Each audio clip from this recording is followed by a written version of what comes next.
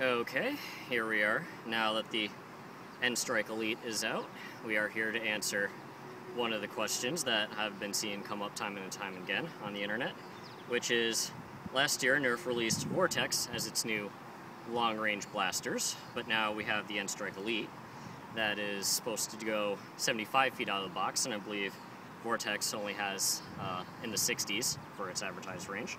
So people want to know, what goes farther, the Retaliator or the Vortex? Well, not the Retaliator, but Elite in general. I'd pick the Retaliator because, as you can see, if you watch my video range test for the Retaliator on the Rampage, pretty evenly matched. And pick the Lumitron here because it's basically the same as the Praxis, and out of, if you watch my Vortex videos, the Lumitron was the top performer out of the Vortex, so I figured that would be the one to represent Vortex in this contest.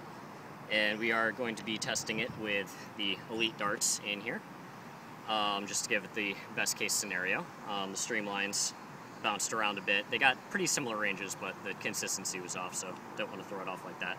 And also I'll be using the Retaliator stock for both, so I'm holding them in the same position. Okay, well, let's kick things off. We'll let the newcomer, the Elite Retaliator, go first.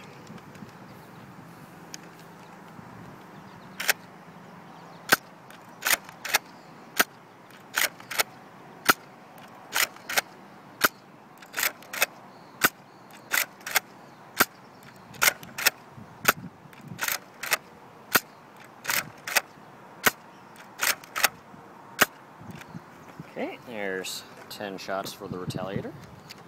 Pop the stock off that. Toss it on the Lumitron. It's kind of a interesting color combination. You got the blue and the green. But, okay. Ooh, actually, I would not recommend doing this, because as you see, there's very little room left for my hand. I mean, I'll deal with it for the test, but if you were interested in getting the Retaliator stock to use it on your Vortex stuff, I would think twice about that. Okay, make sure I'm getting the barrel lined up at the start point.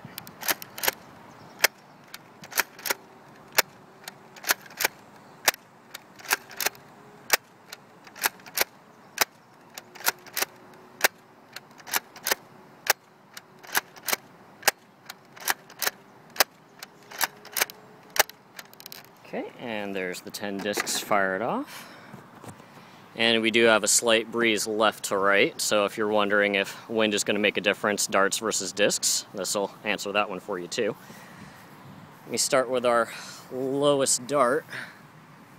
Lowest dart clocking in at just under 32 feet, so that is much lower than the discs. They all performed pretty consistently as we work our way up through the rest of the darts, because we haven't even gotten to a disc yet.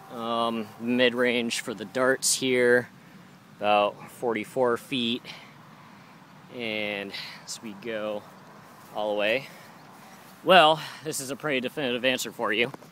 That one managed to embed itself under the tape as the lowest disc, and right here we have our top dart, and they are, let me get a better shot for you. You can see they are, the lowest disc is just under the top dart. So for maximum ranges, it seems like Vortex is going to win, but let's get the actual numbers. So our lowest disc, 53, and the top dart is 53, 54. This was a little bit farther. We have all the rest of our discs here. They floated, but they got, so the darts got there faster, but the discs went a little bit farther. Let's see the middle of this group here. Going to call it 60, so right on what the box says.